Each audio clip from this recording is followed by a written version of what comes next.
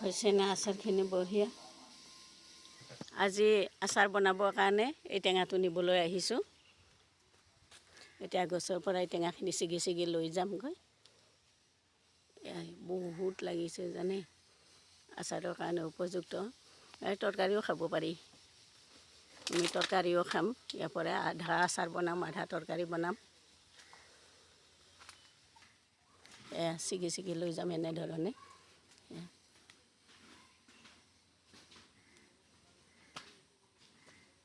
এনেধৰণে আটাইখিনিয়ে ছিগি ল'ম। বিলম্বী টেঙা ছিগি আনিলোঁ, অলপ ছিগি আনিলোঁ, বাকী গছত আছেই আৰু। আনি এইখিনি ধুই ধুনীয়াকৈ ধুই ৰ'দত দিছোঁ, পানী নাইকিয়া হৈছে। এতিয়া এইখিনি কাটি ল'ম।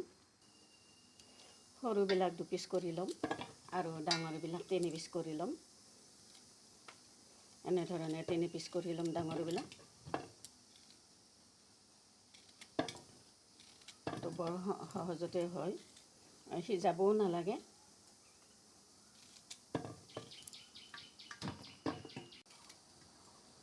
এতিয়া বলকচোন মছলাখিনি ভাজি কৰোঁ।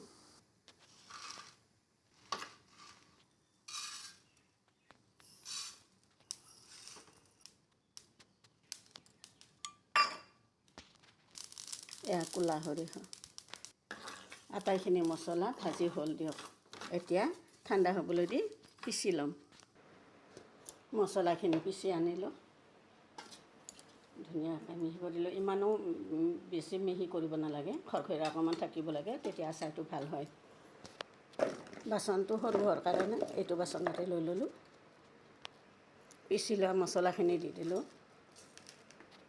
বগা নিমখ 1 চামুচ, ক'লা নিমখ 1 চামুচ ডাঙৰ চামুচেৰে, হালধি 1 চামুচ। এতিয়া আটাইখিনি মিলাই ল'ম।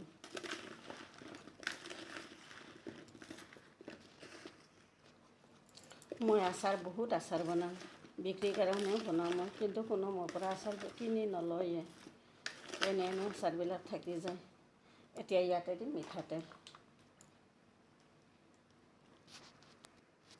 1 কাপ মিঠাতেল দি দিলোঁ। মোৰ আচাৰ দেখিলে আপোনালোকে ভয় খাই যাব। ইমানচোন ভিনেগাৰ 2 চামুচ দিম, ডাঙৰ চামুচ। আচাৰ বনোৱা ৰেডি হৈ গ'লগৈ।